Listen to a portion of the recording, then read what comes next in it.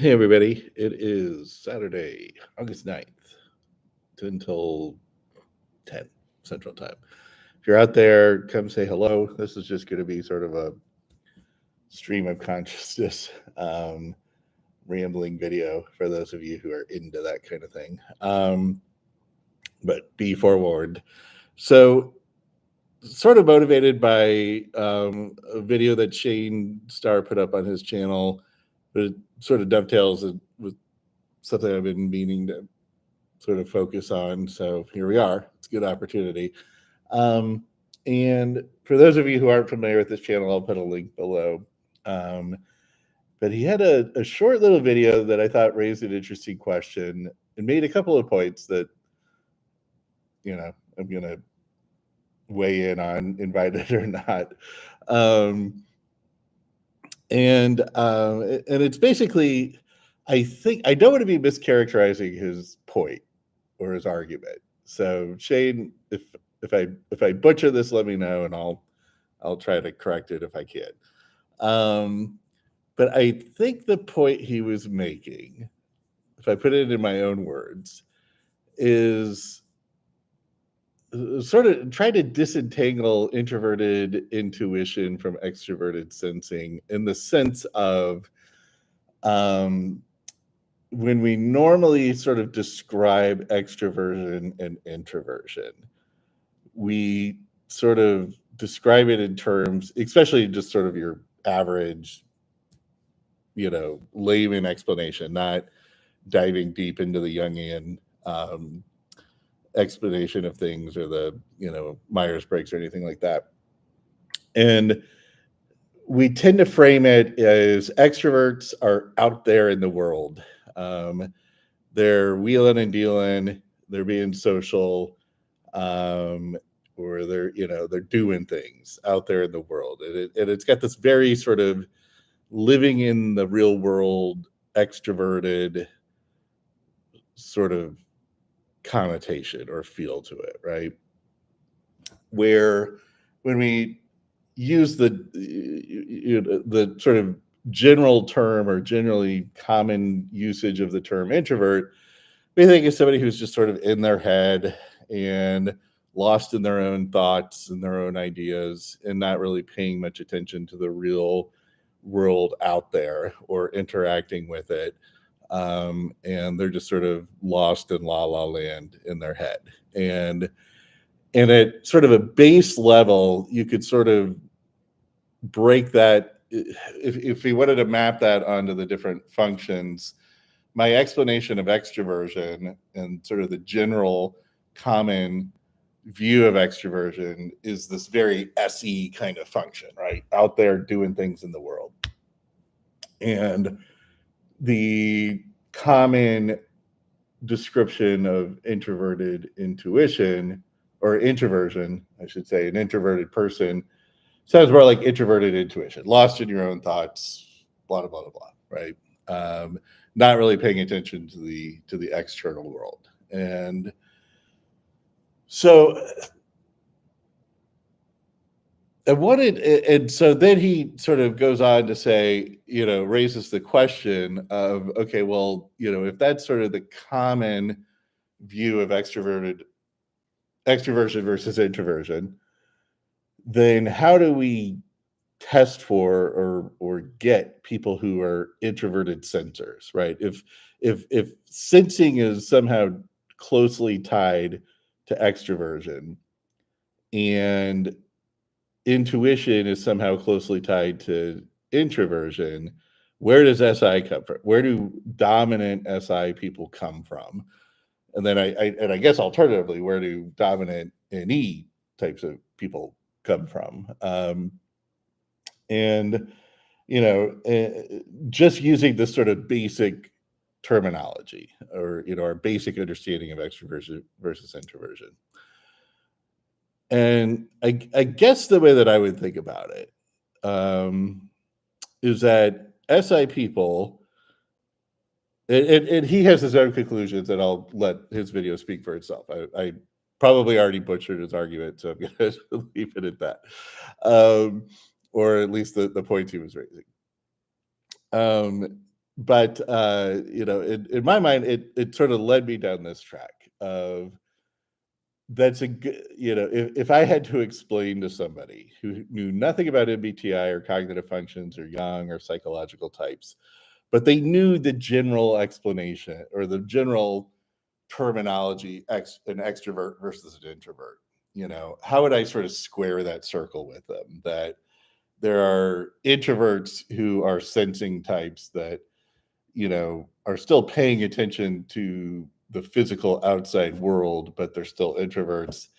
And then there are introverts or there are extroverts who are more intuitive and they're not really paying attention to the physical world so much as the metaphysical world.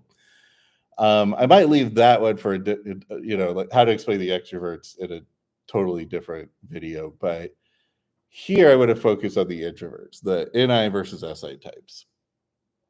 And our common, so if somebody came up to me and said, okay, I know what introversion is, just generally what it means to be an introvert.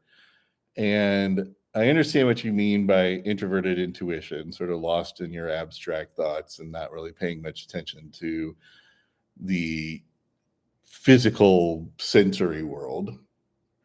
That I all get, and it makes sense with my general understanding of being an introvert. But how do you have an SI type, um, who is focused on real world sensory stuff, but still in their own head? Okay. So this comes down to what I believe is is thinking about different types of knowledge. And I'm going to warn you that nobody has a real good rock solid understanding or classification system that everybody agrees upon on the different types of knowledge. I was front and center in this when I was in grad school because my advisor was one of the guys who came up with one of sort of the leading theories of memory and learning and the declarative versus procedural distinction. And then there were all these other types of distinctions like episodic memory versus semantic memory versus motor memory versus tacit memory versus institutional knowledge versus all these different types of knowledge. If you just Google how what types of knowledge are there, you'll get this long list of things. And everybody had their own sort of explanation of what was going on and how memory, and in particular memory in the brain, worked, and the different sort of types of knowledge and the types of brain systems that underlined the different types of knowledge. And so we're not, I mean, if those guys couldn't even figure it out among themselves, we on YouTube expertly or have no shot. But it just comes down to the fact that it's a phenomenon that we can only explain in words, and words only do so much to fence in a concept. No matter how good you are and how articulate you are, how good you are with the English language, it's very, very hard to fence in a concept without there being some sort of exception or some sort of thing that you didn't get completely into your verbal fence, and then you have to sort of make adjustments. And once you make an adjustment, then you open up the floodgates for all sorts of arguments to come in. And that's just the nature of anything like cognitive functions and psychological type, where you have to rely on verbal descriptions of things. You're never going to fence it in 100%. But you can give people a rough idea, a rough sketch, a rough, approximation of how this stuff works, and let them sort of, use it in what makes sense to them, right? Okay.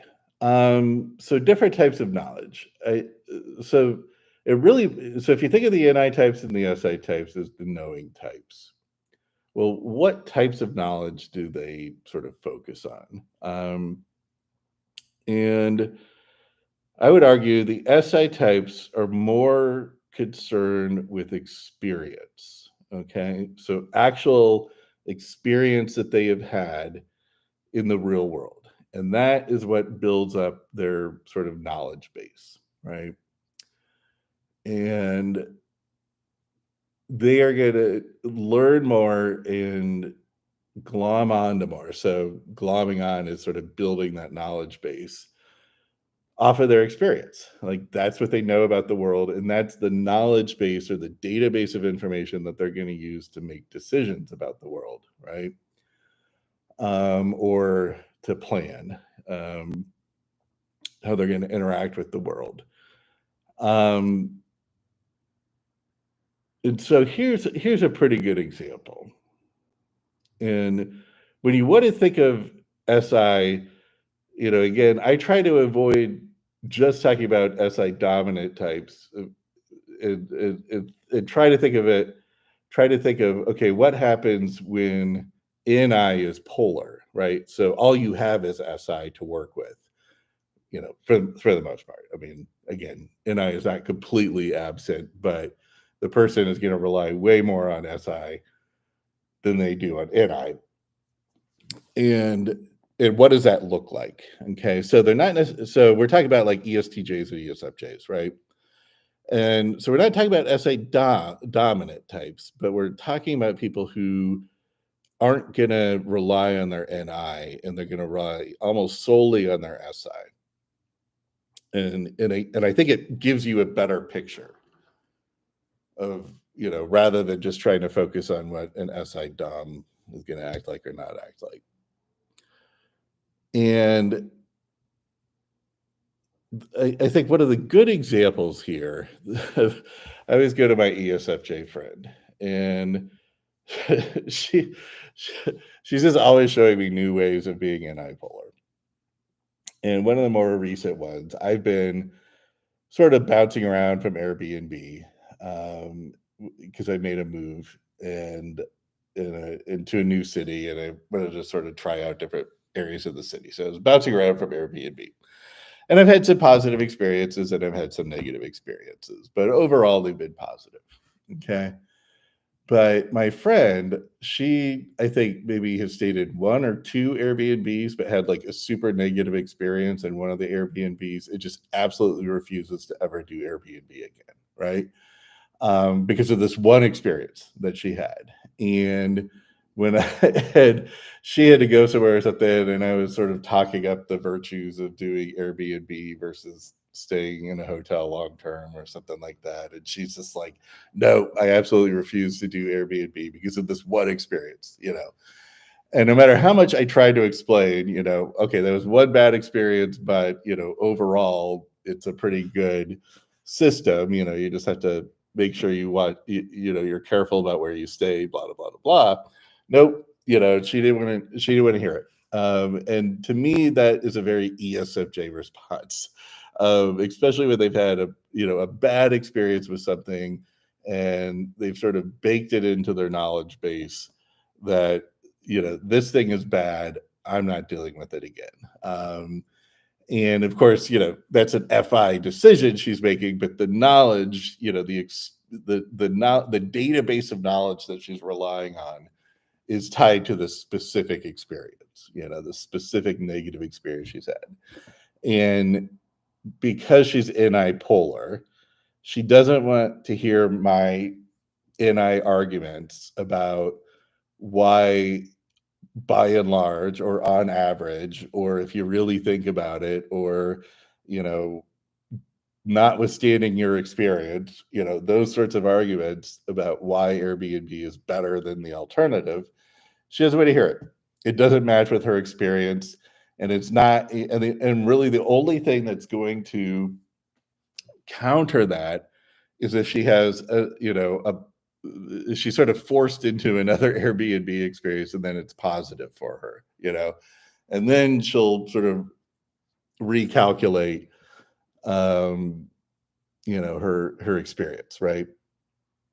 And so again, that's sort of a classic example, and I see it all the time in ESFJs, ESTJs, where if they had a bad experience or they heard about somebody having a bad experience, they just very easily write something off, even if it sort of in the long term doesn't really make a whole lot of sense, or you know they might be better off with the thing that they're writing off, but they just refuse. And um and I've used this example a lot of times, but it's the whole idea of if it's this tribal community and they're used to sacrificing virgins to please their gods for rain, so their food will grow, and they are in the middle of a famine, or a drought,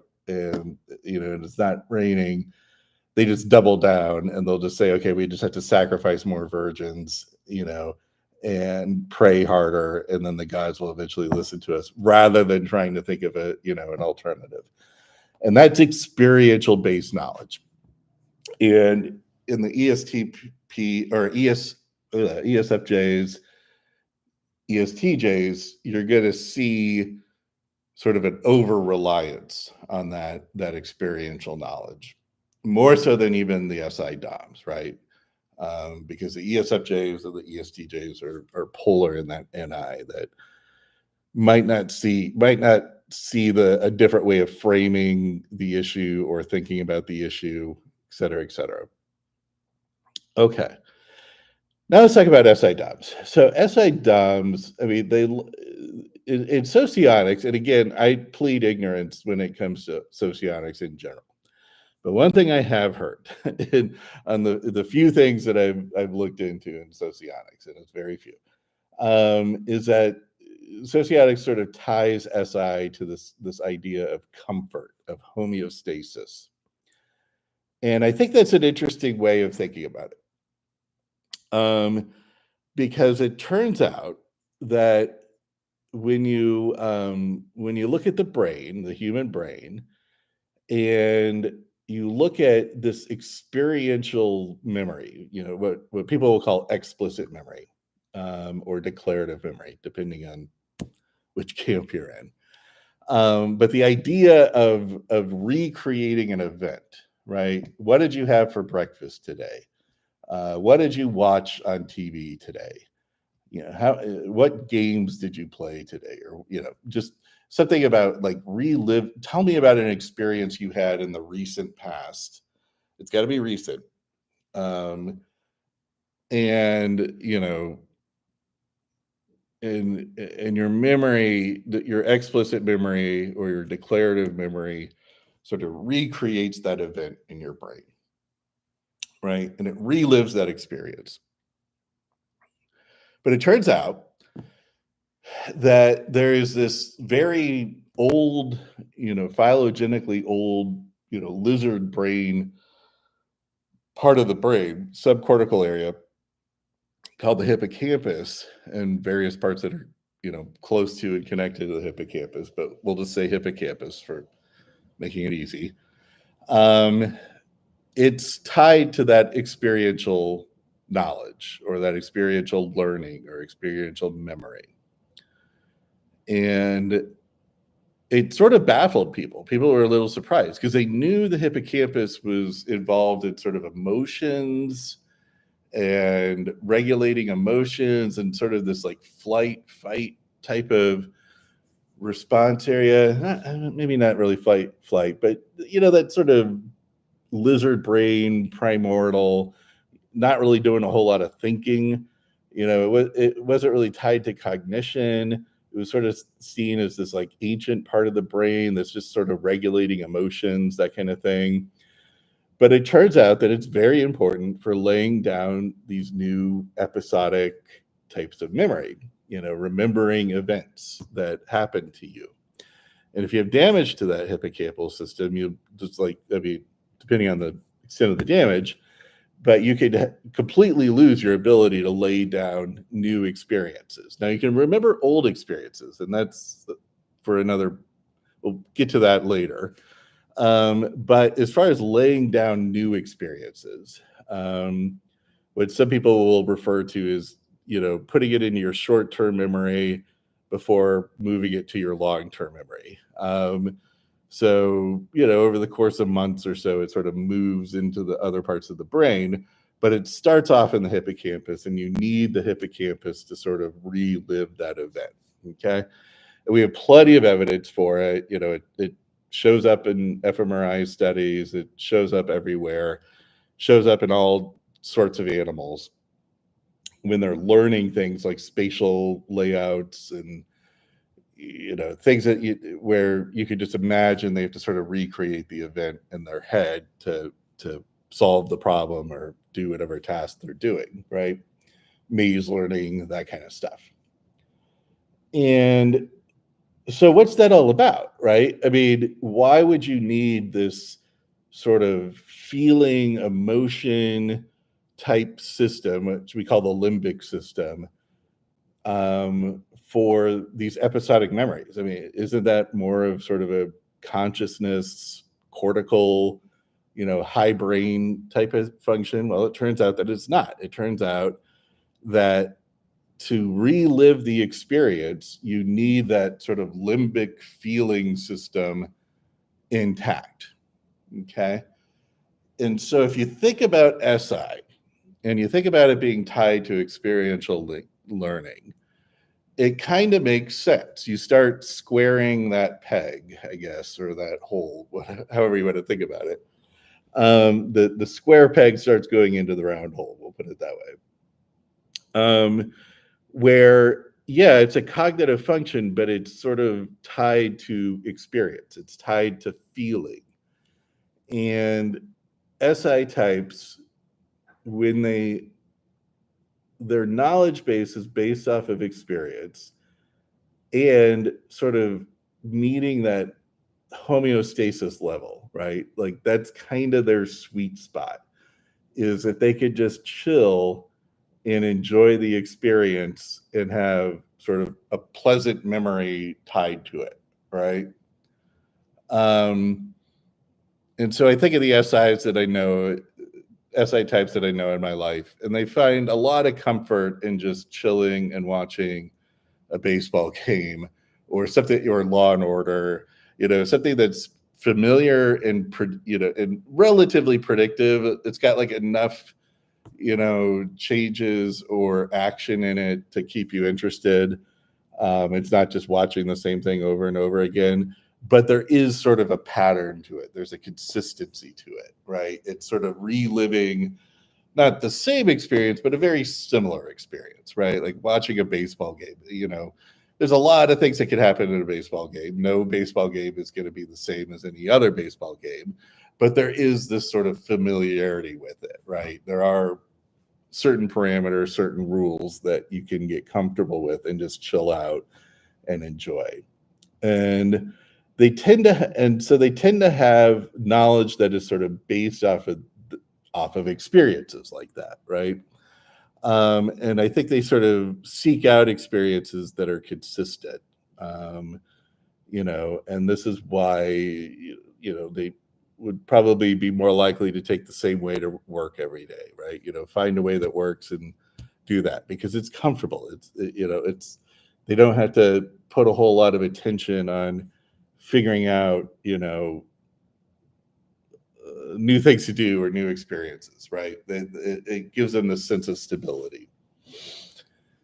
And so in that sense, they could be very introverted because they're sort of chilling in this homeostasis. Let me build up this experience or live in this familiar experience kind of environment.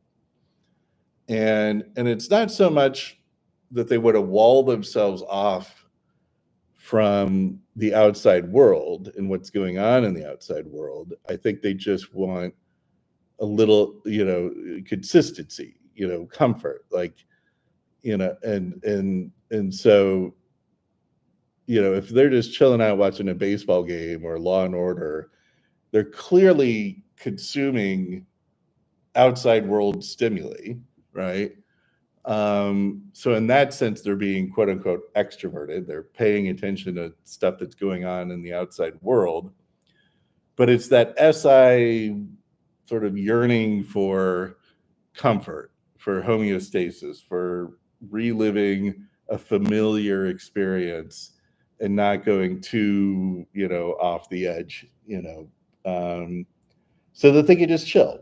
Now, that doesn't mean that they're not open to new experiences. Obviously, it's how they gain their SI knowledge in the first place. But I would imagine as they get older, they get more sort of solidified in their way, right?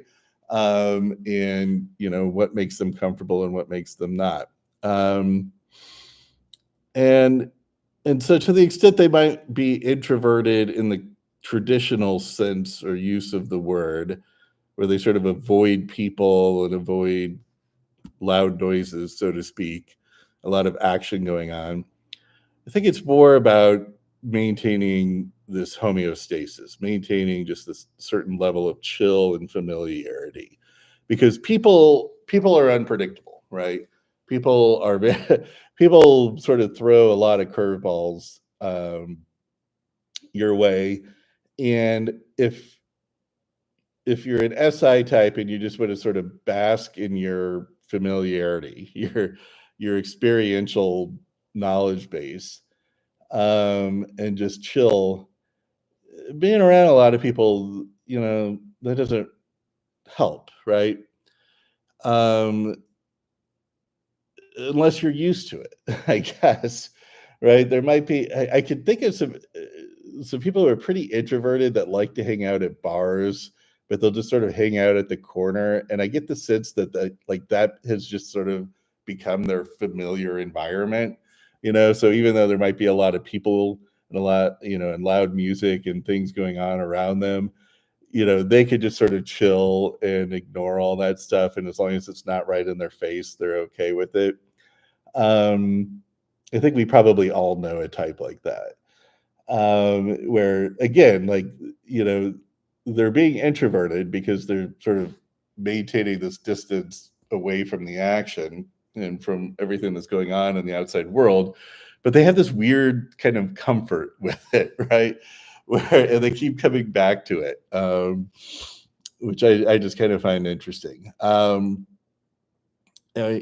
maybe people who go to like a lot of baseball games, like a lot of ISTJs, ISFJs are very into baseball. Baseball is a very ISTJ, ISFJ friendly sport because it's so consistent and you really could just veg out and just sort of do the numbers in your head or keep score in your head, that kind of thing. But it's not going to get too wild. It's not going to get too, you know, frenzy, but you could be in a big stadium surrounded by a bunch of drunk people, all yelling at the ref or arguing or fighting or whatever, and still be fine with it because you're just kind of, that's your experience. That's like your sweet little home place if you're used to it.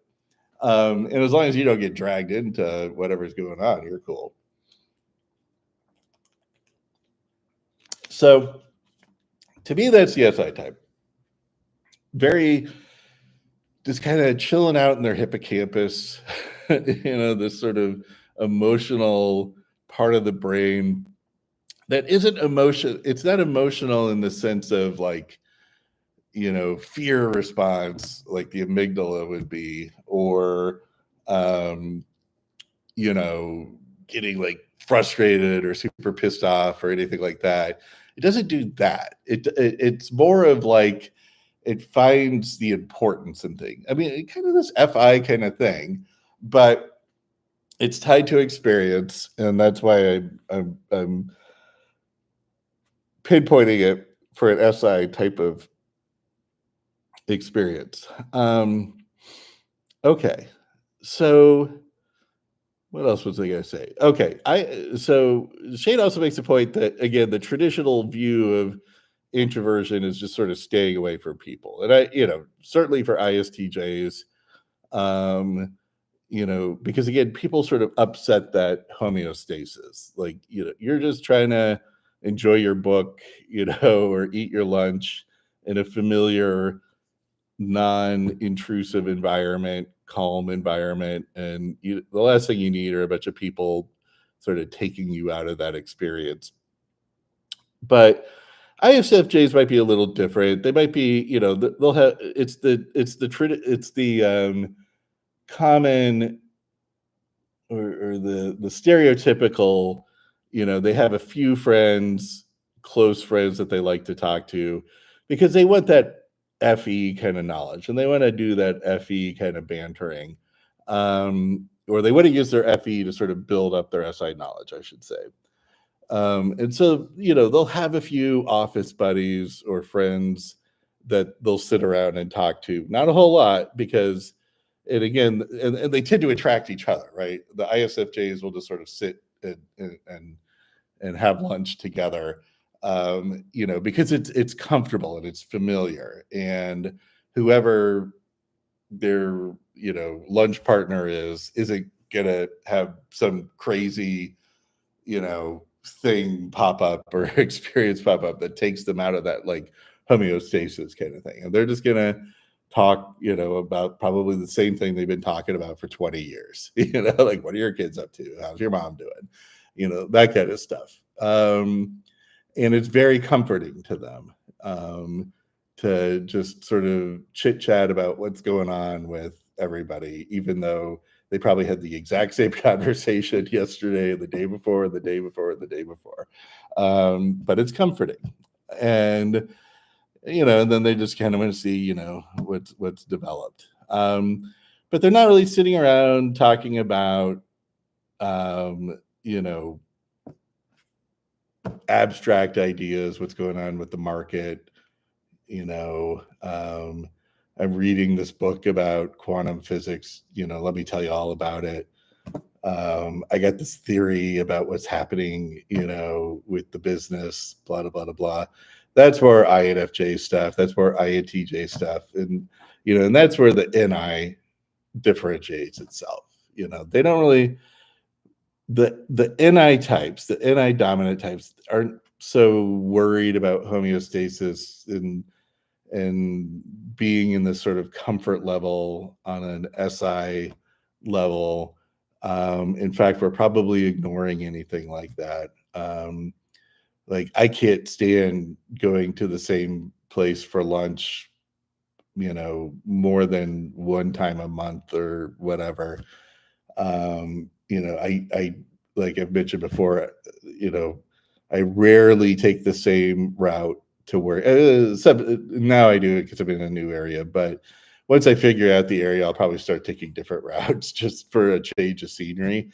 Because I don't get into that whole SI stuff. I don't, routine and familiarity and a consistent experience doesn't make me feel comfortable necessarily. I mean, it might, I just don't seek it in the way that an SI type might.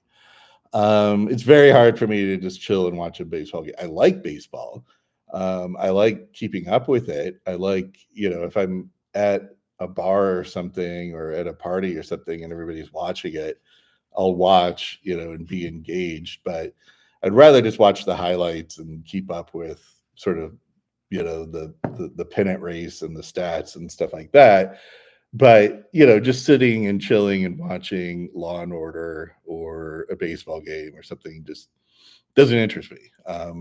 If I'm going to watch something, I want it to be completely different, or completely new, or something that is like, like this week I'm into aliens, so I'm gonna watch something about aliens. And next week I might be into World War II, so I'm gonna watch about something about World War II.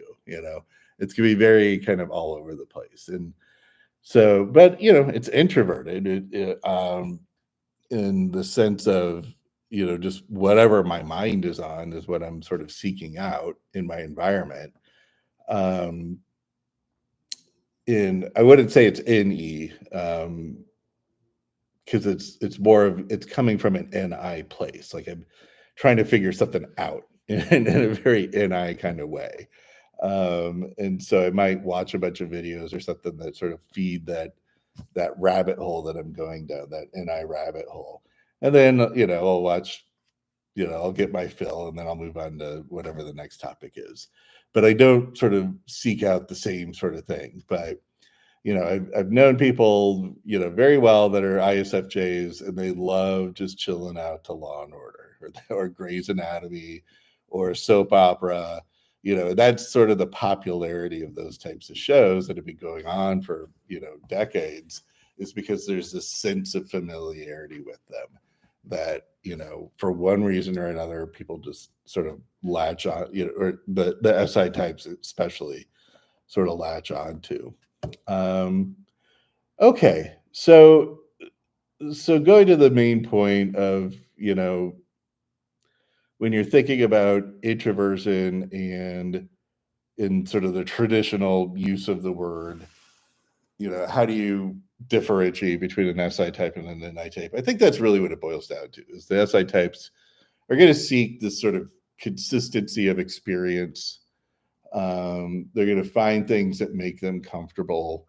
And, like Law and Order, cooking shows, baseball, and again, I'm not trying to say if you're into that, that's like you can only be an SI type. Obviously, that's not true. But I think that the SI types get a certain value out of it that maybe the other types don't get, that value of consistency. And again, I think it's a hippocampus thing. I think it's really driven by the hippocampus. The hippocampus likes consistency, it likes familiarity, and it just makes you feel good when you don't have a bunch of, just random things going on that you have to pay attention to.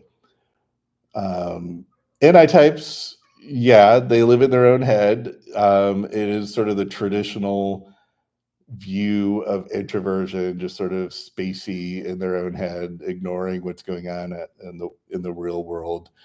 But we'll still pay attention to what's stuff in the real world, as long as it's sort of feeding our NI pumps and helping us go down that NI rabbit hole.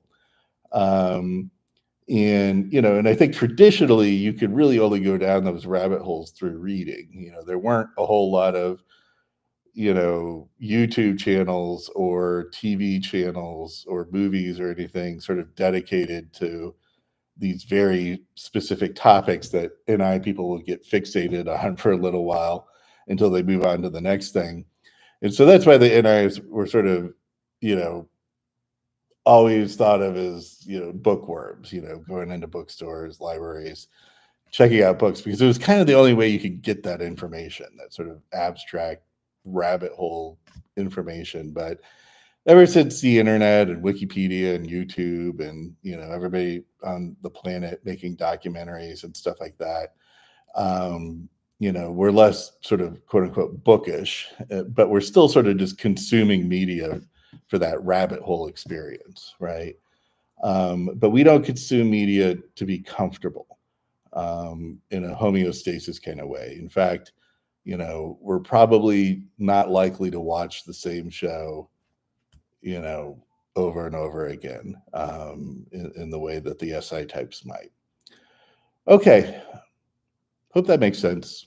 Be interested in your comments. Just my 2 cents on it. Okay. Have a good night. Talk to everybody later. Bye.